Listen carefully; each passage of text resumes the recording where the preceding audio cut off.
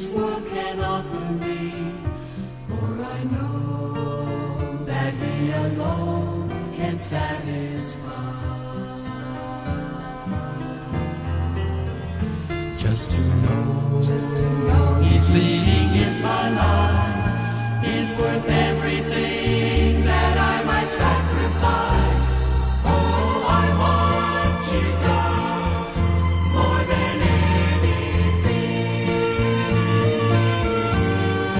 Take the fame that I might want, and all the things that seem so dear. Magandang umaga po sa inyong lahat. Welcome po sa ating morning devotion, Insight from His Word. Stay tuned po. This is your friend, Pastor Ray Chespa ng Northside Baptist Church. Magandang umaga po sa inyong lahat. And be the breath of life in me. I'd rather have Jesus, I'd rather have Him than anything.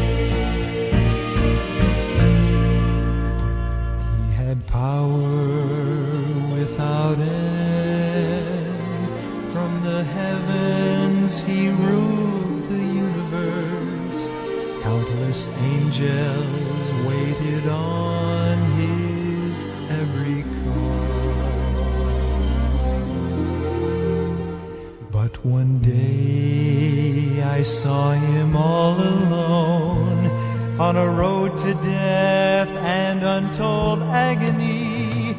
Just for me He suffered. Oh, what a price to pay. Take the fame that I might want, and all the things that seem so dear. I'd rather have Him than any praise that men may give to me. I want Him to have control and be the breath of life in me. I'd rather have Jesus, I'd rather have Him than anything. As I go on through life with Him, there can be no other way. I want Jesus. I want Jesus.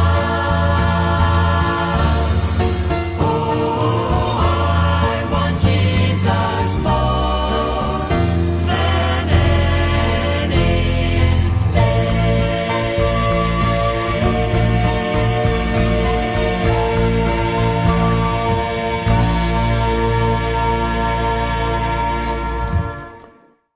Magandang umaga po sa inyong lahat. Kumusta po tayo sa araw na ito? Araw ng Lunes, di ba? At nagpapasalamat tayo sa Panginoon that this morning we could have this fellowship with one another through His Word sa pamamagitan po ng live stream na ito. At nagpapasalamat din po tayo sa Panginoon that the previous week naging fruitful po tayo. At kung ano man ang mga balakid na nangyayari sa buhay natin, i-ano natin yan sa Panginoon, no? Ibigay natin sa Panginoon yan, and everything will be put into place. Lahat po tayo, mayroon namang mga kahinaan, bawat isa sa atin, mayroong mga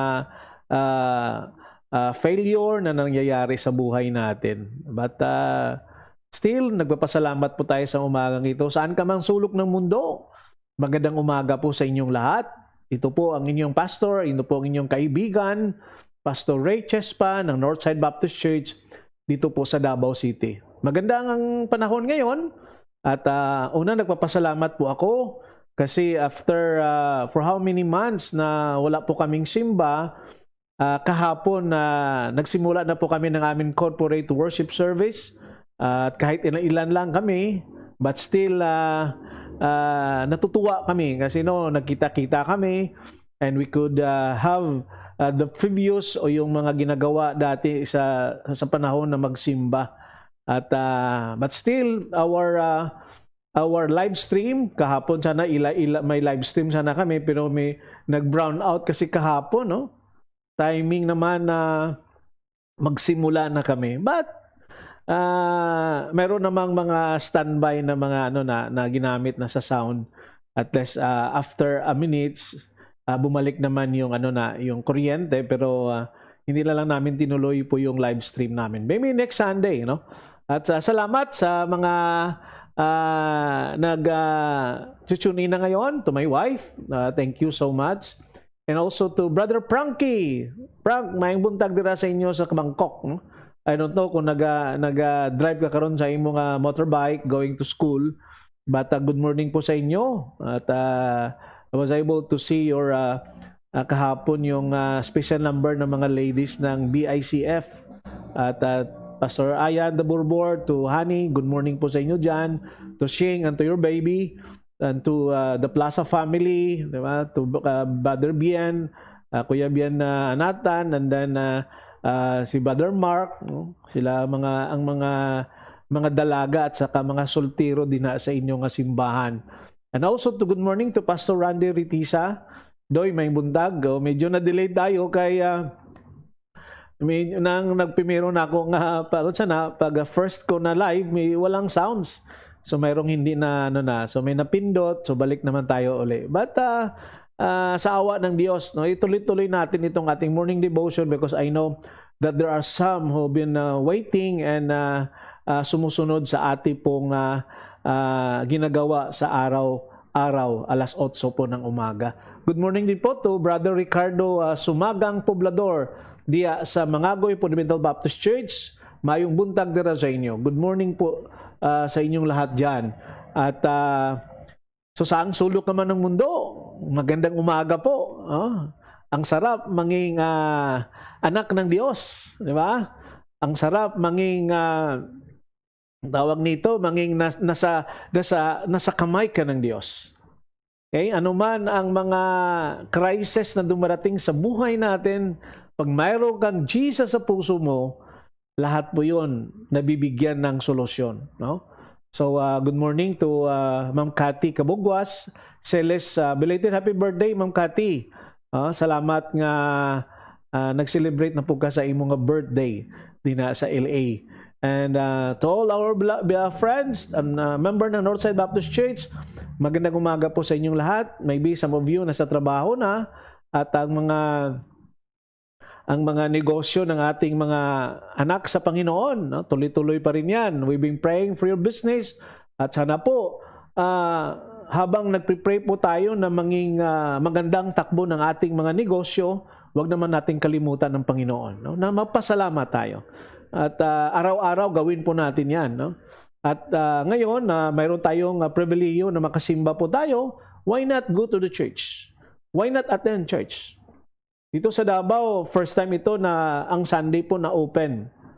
But there are still some churches na hindi pa rin sila nagbukas kasi may mga, alam mo naman ang protocol, no? At ang maganda daw, ang isang sa mga advantage pag open pa yung simbahan nyo. Hindi aircon, no? At kasi pag may maganda ang sa loob, mas okay daw the open air. Kaya I believe doon po sa US, some of them nakita ko na nasa open sila nag-church. So yun po maybe ang maganda, no, compare sa medyo nasa loob ng na fully aircon kasi yun ang nila. So nagpapasalamat po tayo sa Panginoon for this. So thank you so much sa ating internet connection na maganda ang kaniyang por minsan nag din siya, no? Dito sa OBS ko, makikita ko kasi dito kung pag may mga kulay kasi dito sa OBS, pag pula, talagang hindi maganda po yung ang kaniyang pasok ng signal, but pag green, ibig sabihin po yun healthy po. Okay? So ang ating pong meditation this morning ay nasa Psalms chapter 30 na po tayo. So 30 chapters na po ang napag-aralan natin at na kuhaan ng wisdom, biblical wisdom, heavenly wisdom, na since na nagsimula po tayo ng ating insight from His Word. Okay? At nasa 30th na tayo na kapitulo. At ang chapter 30 po ay may 12 verses. So, yan po ang ating pagtuunan ng pansin ngayon. Okay? So, salamat sa mga, good morning to Pastor Johnny, the Yunod dira sa Kaliling, sa Kawayan, no? Sa Negros Occidental, may aga sa inyo dira. To Pastor Clyde Bravo, good morning man sa inyo din dira. Kag sa tanan ng mga pastor dira sa Negros, mayong aga gid sa inyo.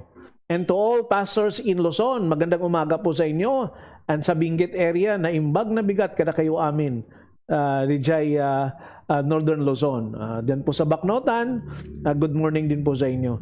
And to all my friend, no, nasa US at iba na nasa trabaho, nasa barko, no, ang friend ko si Brother Tong Delcano, to Sharon Gabion, magandang umaga. And to my ninong, diyan po sa Calaca, Batangas, si Engineer Felix Oxinia with Manang Luz. Good morning po sa inyo, Dra Maninoy kag Maninay. We've been praying also for you. To the brethren also in Semirara, good morning din po sa inyo dyan. At praying that you continue worshiping the Lord. And to my ihada, to Mrs. Eden Abelia, good morning din po sa inyo dyan sa Turil, dyan po sa part ng po ng Davao City. And to Charlene Ritisa, the wife of Pastor Ritisa, dyan po sa Mangagoy, maayong buntag dara sa inyo. Good morning po sa inyo dyan. At salamat na nakikinig po tayo o nag-tune in po kayo. So, after po nito, you could subscribe our YouTube channel. Just look for my name. I-search nyo lang po doon at doon po na-confile natin lahat ang ating mga devotion or ang ating pong mga meditation every morning po. At dito, after nito ng ating devotion, you could do the watch party and then you could share it and para mapakinggan naman ng inyong mga kaibigan. So, may isang suggestion po sa na sinabi din sa akin na pag nagla-live stream, wag muna mag-watch party. Yan. Kasi para hindi mahati yung mga viewers. So, mas maganda mag-watch party after matapos po yung ating live stream. Yan ang isa sa mga suggestion sa may yung tawag nito, yung nakakaalam. O may yung matagal na rin sa live stream. Okay? At sa mga simbahan, mga pastor na naggumagawa ng live stream, good morning din po sa inyo dyan. Okay? So, ngayon, before tayo magsimula, mag-pray muna tayo. Lord, salamat sa umagang ito that you have given us this privilege to learn and to study and to meditate your words. Lord, gamitin mo po ito na mapalago, ma-strengthen ang aming spiritual life. And thank you so much, Lord, for how you've been so good to us. At salamat, Panginoon, na nandiyan ka palagi at gumagabay sa amin. Lord, sa aming mga kahinaan, Lord, patawarin mo po kami. And thank you, Lord, for forgiveness of sin. Thank you, Lord, for the gift of salvation. And thank you for the Lord Jesus Christ.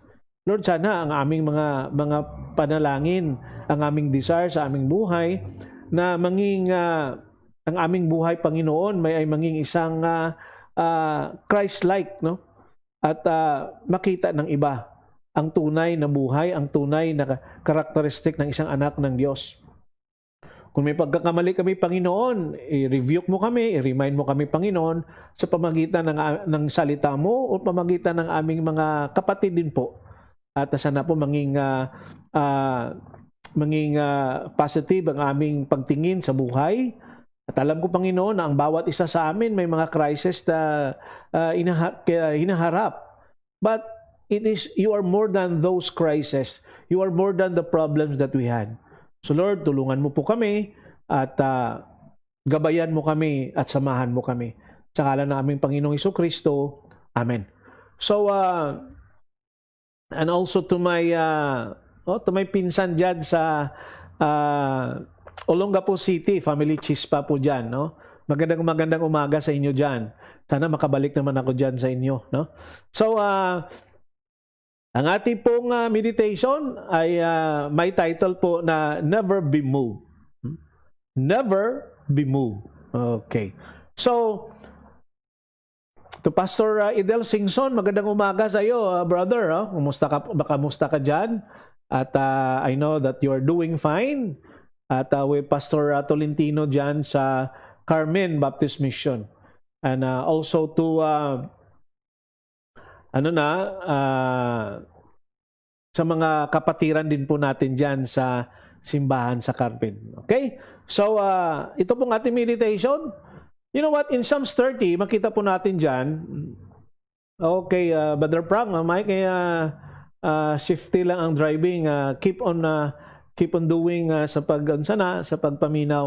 O God bless you no, sa imong trabaho karon as a teacher dira sa Bangkok. Okay, with your wife and your baby din. So, thank you so much, Brother Prang. Okay, and then sa Psalms 30, may dalawang words dyan na was been repeated 7 times. Yun po ang word na you have. Okay? At David is nagpre-pray siya sa Panginoon, pinupuri niya ang Panginoon kung ano ang nagawa ng Panginoon sa kanyang buhay. So, ang tanong po sa atin, are you doing that today? Are you praising God for what God has done to us? Isang bagay ito na marami ang hindi gumagawa.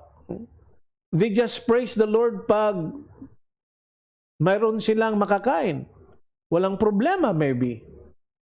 Or masabi po natin, they just keep on praising the Lord if the blessing comes. But when the blessing stop coming, they also stop praising the Lord. But David dito, mabasa po natin that he keep on praising the Lord for what Christ or what God has done to his life. So perhaps makita po natin sa mga plaque na o sa mga wall decoration na may nakasulat na prayer changes things. Because naniniwala po tayo niyan. Na ang pagpanalangin, ang pagdasal ay makabago ng buhay ng isang tao. But may nakita din akong isang plaque din na may nakasulat that praise changes things. So not only prayer could change things but also praises or praise. So it is very amazing how our whole attitude and whole outlook in life can be transformed by praising God. Kung naging habit na po natin ang pagbigay ng papuri sa Diyos, in sickness or in health or in good health,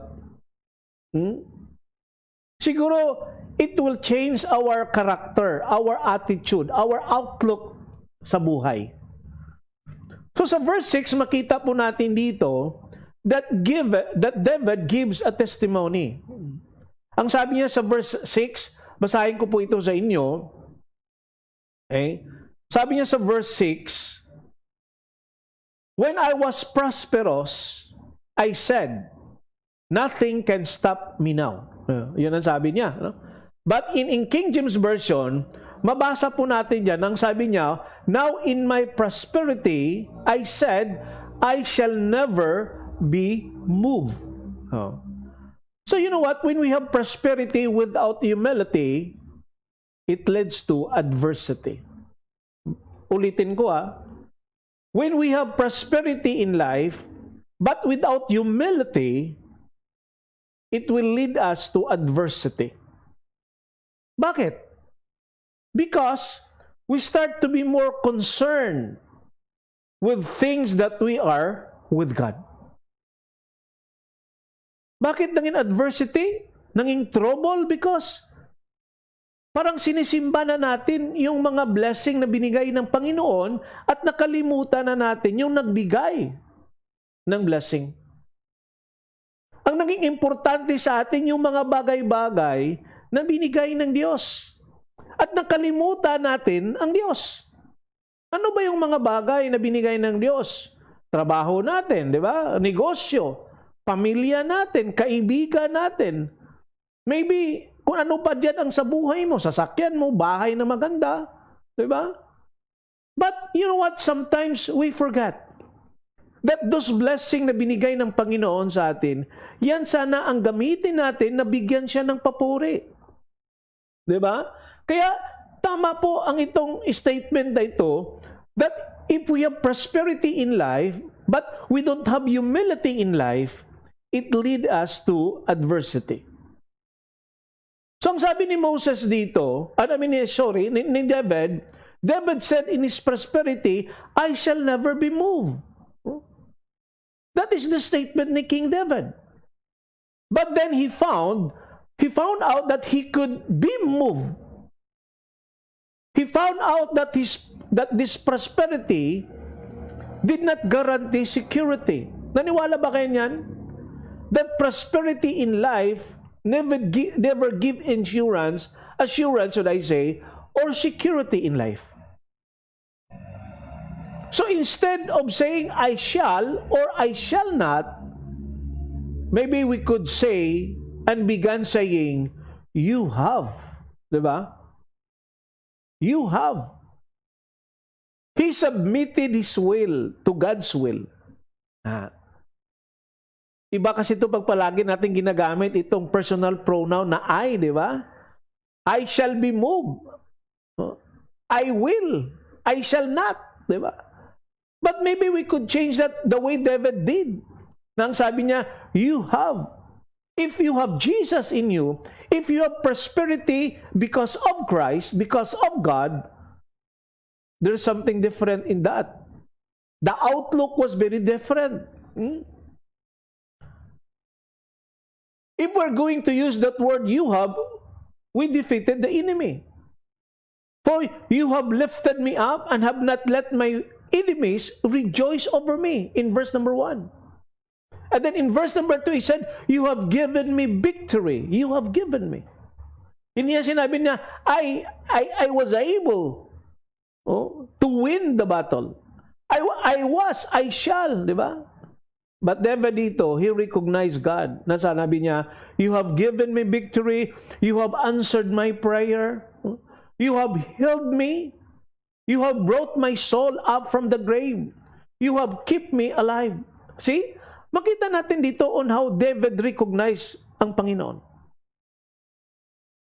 Na in whatever circumstances that happened in his life, even though that he was in difficulty of life, he always recognized God. He gave praises sa Panginoon. You know what? God did some marvelous things for David. He defeated his enemy. He answered David's prayer. And God saved the life of David and established him in verse 7. Paano nang establish? He become a king after King Saul. So makita mo, because David is a person, he's a human being. He committed sin. Siguro nagawa ni David, mas sobra pa sa nagawa natin. But you know what? Pero tinawag siya ng Panginoon, a man after God's own heart. Hindi ito papabor-pabor, but makita natin ang attitude ni King David. And then, because that David recognized God, he gave him joy. Binigay ng Panginoon sa kanya ang kaligayahan na hindi maibigay sa kanya. At sabi sa verse 11, you have turned for me my mourning into dancing. That is happiness. You have put off my sackcloth and clothed me with gladness. Hallelujah. Praise the Lord. So pag mabasa natin ang word na sackcloth, di ba? It means nagmo-mourn siya. Kasi that is how they are doing before. Pag mayroon silang nagmo-mourn sila, nanging malungkot ang buhay, they sat on the ashes with their sackcloth. So, do you want your life to be transformed today? Yan po ang tanong. Gusto mo ba na mabago ang ating buhay, ang ating pananaw sa buhay? So, we should move from I shall to you have. Instead of using the phrase I shall, we should use the word you have. With humility of the heart. So we should be thankful sa Panginoon for what He has done to us. So submitting to God is exercising or is in exercise in humility. Submitting to God is an exercise of humility. So until you humble yourself before Him and concern yourself with the things of God, you will not become established.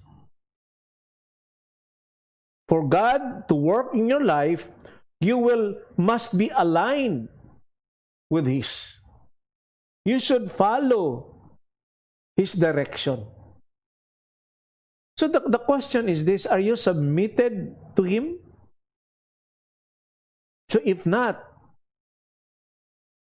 we should humble ourselves before Him and allow Him to transform our lives. Never be moved. So isang bagay naman po ang ating natutunan sa umagang ito sa pamagitan po ng salita niya sa Psalms 30. At sana po mayroon po tayong nakuha na mga heavenly wisdom o biblical wisdom. This is not my thought. This is what the Bible says. At sana po palagi nating pakinggan at palagi po nating alalahanin, ibalik uli itong praise na ito, when we have prosperity without humility, it leads to adversity. So magandang umaga po sa ating lahat at sana po tuloy-tuloy po tayo to Pastor Jalen Gilargan, maing aga dara sa inyo, Pastor. And to Pastor Rina Acosta, good morning din po sa inyo dyan. At salamat sa inyong pakinig at sa pag-view nito ng ating insight from His Word at salamat po sa umagang ito. Okay, good morning po sa inyong lahat. Kumusta po tayo? Kita-kita tayo bukas naman. At sana po mag-i-enjoy po tayo sa presensya ng Panginoon because I know that God is a God who always in control at tutulungan ka ng Panginoon. Okay? So God bless you. Mahal ka ng Diyos. And He invited you to be a part of His family. God bless us all. Magandang umaga po.